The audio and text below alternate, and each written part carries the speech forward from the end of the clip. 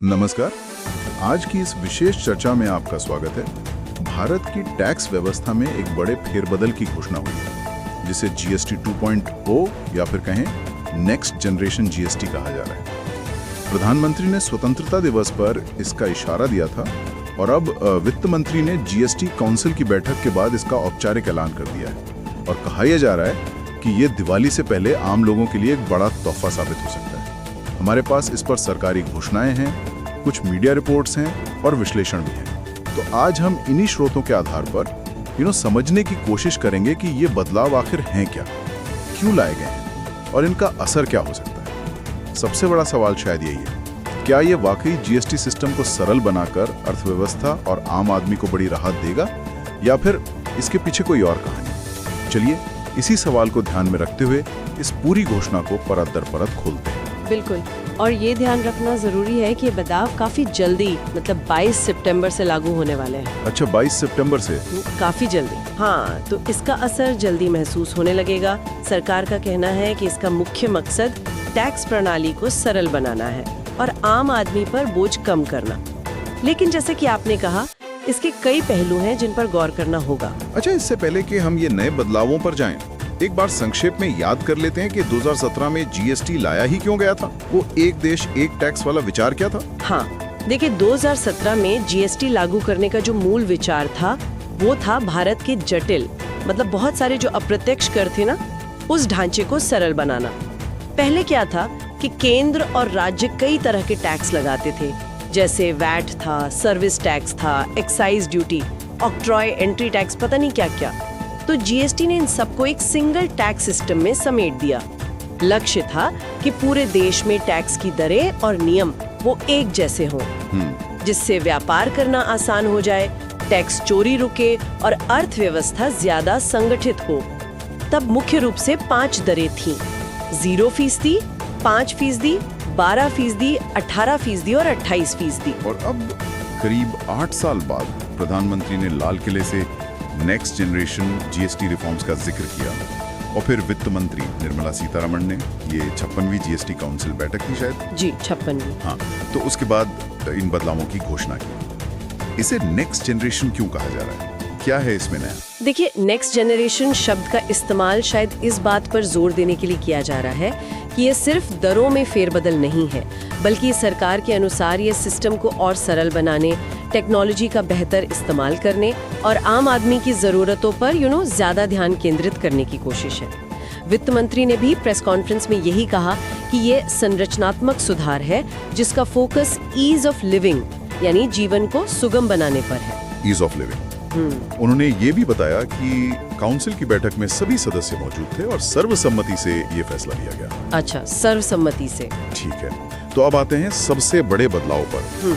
Tax slab कैसे बदल रहे हैं? कौन से हटे, कौन से रहे? सबसे महत्वपूर्ण बदलाव ये है कि मौजूदा 12% और 28% के स्लैब को खत्म किया जा रहा है। 12 और 28 वाला खत्म? जी, अब वस्तुओं और सेवाओं पर मुख्य रूप से सिर्फ 2 स्टैंडर्ड दरें होंगी, 5% और 18%। सिर्फ 5% और 18%? हाँ, मुख्य रूप से। हालांकि इसका मतलब ये नहीं कि सिर्फ 2 ही दरें रह गई हैं। 0% स्लैब पहले की तरह बना रहेगा। अच्छा, 0% वाला है अभी भी? हाँ, जिसमें बुनियादी जरूरत की कुछ वस्तुएं शामिल हैं, जैसे खुला अनाज, ताजी सब्जियां वगैरह। और इसके साथ ही एक नई 40% की विशेष दर पेश की गई है। 40%? ये किस पर लगेगी? ये तो बहुत ज्यादा है। हाँ, ये दर मुख्य रूप से सिन गुड्स पर लगेगी, मतलब वो वस्तुएं जिन्हें स्वास्थ्य या समाज के लिए हानिकारक माना जाता है। इसमें शामिल हैं तंबाकू उत्पाद, सिगरेट, गुटखा, पान मसाला, चबाने वाला तंबाकू, बीड़ी, ये सब। फिर एरेटेड ड्रिंक्स जिनमें चीनी या फ्लेवर मिला हो, कैफीनेटेड बेवरेज और कार्बोनेटेड वाटर भी। अच्छा, कोला वगैरह? जी, इसके अलावा कुछ सुपर लग्जरी आइटम्स भी इसके दायरे में आ सकते हैं। और एक दिलचस्प बात ये है कि स्रोत बताते हैं कि 350 सीसी से ज्यादा क्षमता वाली जो बाइक्स हैं, उन्हें 28% से घटाकर 18% में नहीं लाया गया है। तो ये अटकलें हैं कि शायद उन्हें भी इसी 40% वाले ब्रैकेट में रखा जा सकता है। हालांकि इस पर अभी पूरी स्पष्टता नहीं है। ओके, तो अब 4 स्तर हो गए: 0%, 5%, 18% और 40%। 12 और 28% वाले खत्म। ठीक है, अब सवाल उठता है कि सरकार ये बदलाव ला क्यों रही है? आधिकारिक तौर पर क्या कारण बताए जा रहे हैं? सरकार ने कई कारण गिनाए हैं। पहला और सबसे प्रमुख सरलीकरण। 2 मुख्य दरें 5% और 18% होने से टैक्स सिस्टम को समझना और उसका पालन करना कारोबारियों और आम लोगों के लिए आसान होगा, ऐसा दावा है।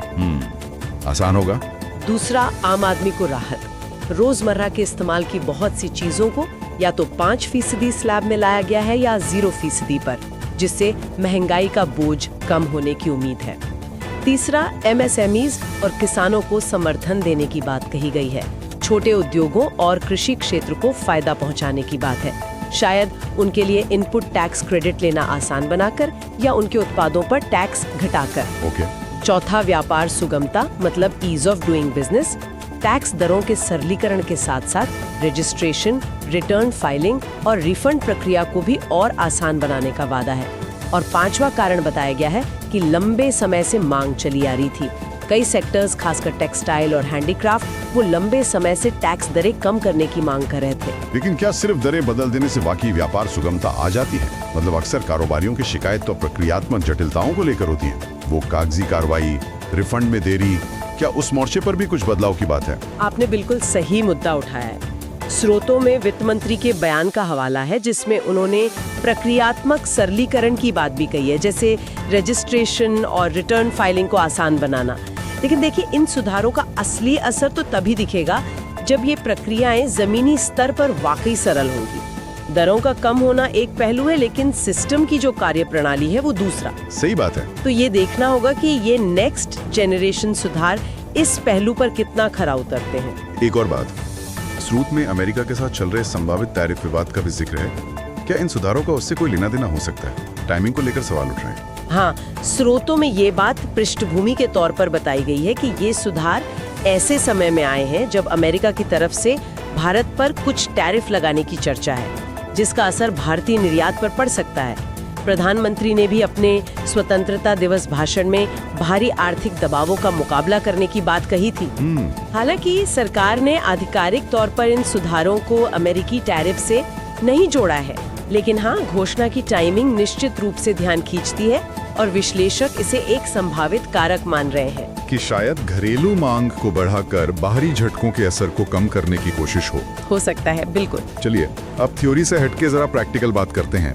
आम लोगों के लिए सबसे जरूरी सवाल, कौन सी चीजें सस्ती होंगी और कौन सी महंगी? कुछ मुख्य उदाहरण देकर बताइए। हाँ, ये लिस्ट काफी लंबी है, लेकिन कुछ मुख्य श्रेणियों पर नजर डालते हैं। 5% वाले दायरे में आकर जो चीजें सस्ती हो रही हैं, रसोई और घर का सामान, कई खाद्य पदार्थ जैसे डेक्सट्रिन, स्टार्च, मार्जरीन, ये पहले 18% पर थे।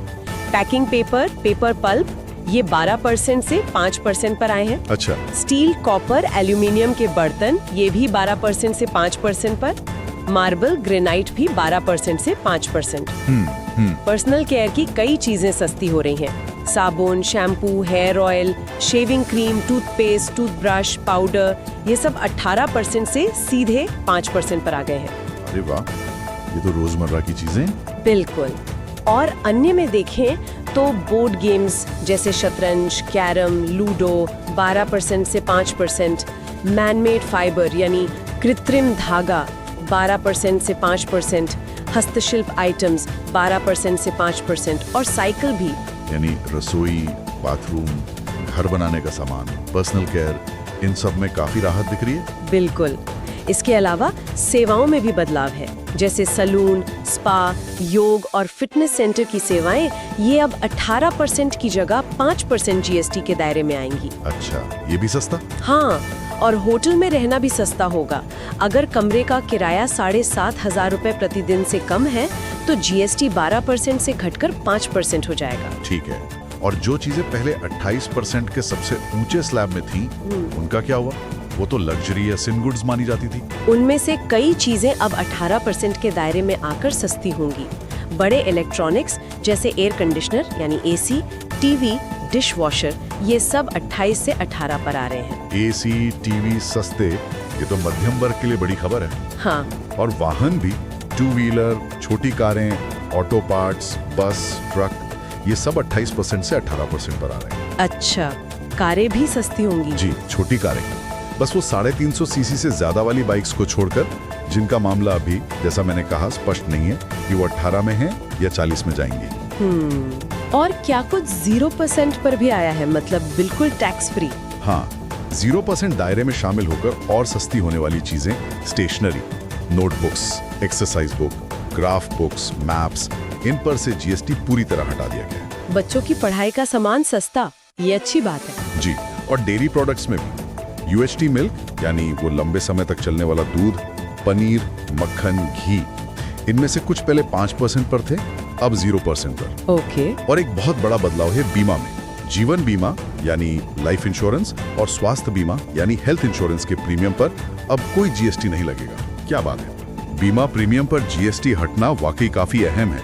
ये सीधे सीधे लोगों की बचत और वित्तीय सुरक्षा से जुड़ा है, खासकर हेल्थ इंश्योरेंस जो आजकल इतना जरूरी हो गया है। बिल्कुल, ये बहुत बड़ी राहत है। अच्छा, अब महंगी होने वाली चीजों की बात करें, वो 40% वाले दायरे में कौन कौन सी हैं? एक बार फिर से बता दीजिए। जैसा पहले बताया, इसमें मुख्य रूप से सिन गुड्स शामिल हैं जो अब महंगे होंगे। पान मसाला, सिगरेट, गुटखा, बीड़ी, चबाने वाला तंबाकू, जर्दा, ये सब। एरेटेड ड्रिंक्स यानी मीठे या फ्लेवर्ड वाले, कैफिनेटेड ड्रिंक्स और कार्बोनेटेड वाटर भी, चाहे उसमें फ्लेवर हो या ना हो। अच्छा, सादा सोडा वाटर भी महंगा होगा? जी, स्रोत तो यही बताते हैं कि कार्बोनेटेड वाटर भी 40% में है। तो कुल मिलाकर तस्वीर ये बन रही है कि रोजमर्रा की जरूरत की चीजें, पर्सनल केयर, स्टेशनरी, बीमा और यहाँ तक कि एसी, टीवी, कारें सस्ती हो रही हैं, जबकि तंबाकू उत्पाद और मीठे पेय पदार्थ महंगे हो रहे हैं। इसका अर्थव्यवस्था पर क्या असर पड़ने की उम्मीद है? देखिए, उम्मीद तो यही है कि जब टैक्स कम होगा और चीजें सस्ती होंगी तो लोगों के हाथ में खर्च करने के लिए ज्यादा पैसा बचेगा, या फिर वो उसी पैसे में ज्यादा चीजें खरीद पाएंगे, है ना? हाँ। तो इससे क्या होगा कि खपत मतलब कंजम्पशन वो बढ़ेगी। जब बाजार में मांग बढ़ेगी तो उद्योगों को उत्पादन बढ़ाने के लिए प्रोत्साहन मिलेगा, और ये सब मिलकर देश की जीडीपी ग्रोथ को रफ्तार दे सकता है। वित्त मंत्री ने भी टेक्सटाइल, हस्तशिल्प, ऑटोमोटिव, नवीकरणीय ऊर्जा और कृषि जैसे क्षेत्रों को फायदा होने का संकेत दिया है। लेकिन सिक्के का दूसरा पहलू भी है। सरकार जब इतना टैक्स घटा रही है तो उसके खजाने पर तो असर पड़ेगा। हाँ। कितना नुकसान होने का अनुमान है? ये 85,000 करोड़ वाला आंकड़ा आ रहा है। हाँ, शुरुआती अनुमान यही है कि इन टैक्स कटौतियों से सरकार को सालाना लगभग 85,000 करोड़ रुपए के राजस्व का नुकसान हो सकता है, और ये एक बड़ी रकम है, इसमें कोई शक नहीं। तो फिर सरकार ये जोखिम क्यों ले रही है? मतलब इसकी भरपाई कैसे होगी? सरकार का तर्क ये है कि टैक्स कटौती से जो आर्थिक गतिविधि बढ़ेगी, यानी लोग और कंपनियां जो ज्यादा खरीद बिक्री करेंगे, उससे लंबे समय में टैक्स कलेक्शन बढ़ जाएगा, भले ही टैक्स की दर कम हो। अच्छा, वॉल्यूम बढ़ेगा तो कलेक्शन बढ़ेगा। हाँ, इसे लाफर कर्व सिद्धांत से भी जोड़कर देखा जाता है कि एक सीमा के बाद टैक्स दरें कम करने से कुल कलेक्शन बढ़ सकता है। ये एक तरह का दांव है कि कम मार्जिन पर ज्यादा बिक्री से कुल राजस्व बढ़ेगा। लेकिन ये समझना जरूरी है कि खपत में बढ़ोतरी केवल टैक्स दरों पर ही निर्भर नहीं करती। हाँ, ये बात भी है। ये लोगों के भरोसे, उनकी आमदनी और अर्थव्यवस्था की समग्र सेहत पर भी निर्भर करती है। इसलिए इस राजस्व नुकसान की भरपाई कितनी और कब तक हो पाएगी, ये देखना होगा। ये अनिश्चित है। जाहिर है, इतने बड़े आर्थिक और राजनीतिक फैसले पर प्रतिक्रियाएं भी अलग अलग होंगी। राजनीतिक गलियारों में क्या चल रहा है, क्या कह रहे हैं लोग? बिल्कुल, सरकार के सहयोगी दल जैसे चंद्रबाबू नायडू की टीडीपी और कुछ अन्य नेता जैसे जयंत सिंह जो अब भाजपा में हैं, और शिवसेना यूबीटी की प्रियंका चतुर्वेदी, इन्होंने इन सुधारों का स्वागत किया है। उनका कहना है कि इससे आम आदमी को महंगाई से राहत मिलेगी और अर्थव्यवस्था को बूस्ट मिलेगा। ठीक है, ये तो हुई स्वागत की बात। विरोध में या सवाल उठाने वाले कौन है? हाँ, मुख्य विपक्षी दल कांग्रेस ने मिली-जुली प्रतिक्रिया दी है। उन्होंने राहत का स्वागत तो किया है, लेकिन सरकार की मंशा और घोषणा की टाइमिंग पर सवाल उठाए हैं। उनका कहना है कि क्या ये फैसला बिहार में होने वाले विधानसभा चुनावों को देखकर लिया गया है, या फिर अमेरिका के टैरिफ लगाने के दबाव के कारण, या देश की गिरती आर्थिक विकास दर से ध्यान हटाने के लिए। अच्छा, टाइमिंग पर सवाल। जी, और उन्होंने ये भी पूछा कि जब सरलीकरण ही मकसद था तो सिन गुड्स पर 28% स्लैब को सीधे 18% या 5% में लाने की बजाय 40% का नया स्लैब क्यों बनाया गया? ये भी एक पॉइंट है। तो इन सवालों और आलोचनाओं पर वित्त मंत्री का क्या जवाब रहा? वित्त मंत्री ने काफी आक्रामक तरीके से जवाब दिया। उन्होंने पलटवार करते हुए विपक्ष से पूछा कि क्या वे चाहते हैं कि तंबाकू और गुटखे जैसी हानिकारक चीजों पर 5% टैक्स लगे। ओके। उन्होंने कांग्रेस पर यह आरोप भी लगाया कि वे अपने शासनकाल में राज्यों के बीच सहमति नहीं बना पाए थे, इसलिए जीएसटी लागू करने में विफल रहे। जबकि मोदी सरकार ने न केवल इसे लागू किया बल्कि अब इसमें सुधार भी कर रही है। उन्होंने विपक्ष द्वारा जीएसटी को पहले गब्बर सिंह टैक्स कहे जाने का भी जिक्र किया और कहा कि अब जब सरकार दरें कम करके लोगों को राहत दे रही है तब भी विपक्ष भ्रम फैला रहा है। तो ये राजनीतिक खींचतान भी साथ साथ चल रही है। खैर, अब अगर हम सारी चर्चा को समेटें तो मुख्य बातें क्या निकल कर आती हैं श्रोताओं के लिए। देखिए, पहली बात तो ये कि जीएसटी की संरचना बदल रही है। वो जो 12% और 28% के स्लैब थे वो खत्म हो रहे हैं। हाँ, अब मुख्य दरें 5% और 18% होंगी। साथ में 0% और एक नई 40% दर भी होगी जो सिन गुड्स और शायद कुछ सुपर लग्जरी आइटम्स पर लगेगी। दूसरी बात, इसका घोषित उद्देश्य सिस्टम को सरल बनाना, आम लोगों को महंगाई से राहत देना और खपत बढ़ाकर अर्थव्यवस्था को गति देना है। तीसरी, इससे रोजमर्रा की कई चीजें, बीमा और कुछ ड्यूरेबल्स जैसे एसी, टीवी, कारें सस्ती होने की उम्मीद है, जबकि तंबाकू उत्पाद और मीठे पेय महंगे होंगे। चौथी, सरकार को इससे राजस्व का नुकसान होगा, करीब 85,000 करोड़ का अनुमान है, जिसकी भरपाई आर्थिक गतिविधि बढ़ने से होने की उम्मीद है, लेकिन यह अनिश्चित है। और पांचवी, इस पर राजनीतिक सहमति और असहमति दोनों देखने को मिल रही है। सरकार इसे बड़ा सुधार बता रही है, विपक्ष टाइमिंग और मंशा पर सवाल उठा रहा है। ठीक है, तो जो सवाल हमने शुरू में उठाया था, क्या ये नेक्स्ट जनरेशन जीएसटी वाकई सरलीकरण और आर्थिक विकास के अपने महत्वाकांक्षी लक्ष्यों को प्राप्त कर पाएगा? मतलब ये दो मुख्य दरें क्या सच में सिस्टम को सरल बनाएंगी, या फिर किस सामान को किस दर में रखा जाए, इसे लेकर नई बहसें और जटिलताएं पैदा होंगी? ये वाकई एक अहम सवाल है। वर्गीकरण मतलब क्लासिफिकेशन की समस्या जीएसटी में पहले भी रही है और अब नए ढांचे में भी ये चुनौती बन सकती है। ये देखना होगा कि लिस्ट कितनी साफ होती है। इसके अलावा ये देखना भी दिलचस्प होगा कि टैक्स प्रणाली का इस्तेमाल सिर्फ राजस्व जुटाने के लिए होता है या नागरिकों के व्यवहार को बदलने के एक औजार के तौर पर भी। हाँ, वो 40% सिन टैक्स वाला पॉइंट। बिल्कुल, वो इसी दिशा में एक बड़ा कदम है जिसका मकसद हानिकारक वस्तुओं की खपत को हतोत्साहित करना है। तो यहाँ हमारे श्रोताओं के लिए सोचने वाली बात ये हो सकती है, भविष्य में टैक्स नीति सामाजिक लक्ष्यों जैसे स्वास्थ्य और आर्थिक विकास के बीच ये संतुलन कैसे साधा जाएगा? क्या ये दरें स्थिर रहेंगी या हमें आगे और भी बदलाव देखने को मिलेंगे, खासकर अगर राजस्व उम्मीद के मुताबिक नहीं बढ़ता है? बिल्कुल, और ये भी कि क्या ये सुधार वास्तव में छोटे व्यवसायों के लिए अनुपालन मतलब कंप्लायंस को आसान बना पाएंगे, क्योंकि वो जीएसटी की एक बड़ी चुनौती रही है। इन सवालों के जवाब तो अब आने वाले समय में ही मिलेंगे। सही कहा। तो आज की इस गहन चर्चा में शामिल होने के लिए धन्यवाद। उम्मीद है कि जीएसटी के नए बदलावों, उनके पीछे के तर्कों और संभावित प्रभावों को समझने में हमारे श्रोताओं को मदद मिली होगी। अगली बार फिर मिलेंगे एक नए विषय के साथ।